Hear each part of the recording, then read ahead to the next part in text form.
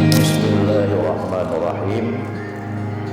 Ulun penikah Safitri Wirayani binti John Sapidal Gegada Sayyid Rahmat Murtazam bin Haji Said Sulaiman yang diwakilkan oleh wali di Baulun dengan dinamai Monglah Manyama bunyi bayar tunai. Ulun terima nikah Safitri Wirayani binti John Sapidal ke ulun dengan dilamil 15 menyama tunai.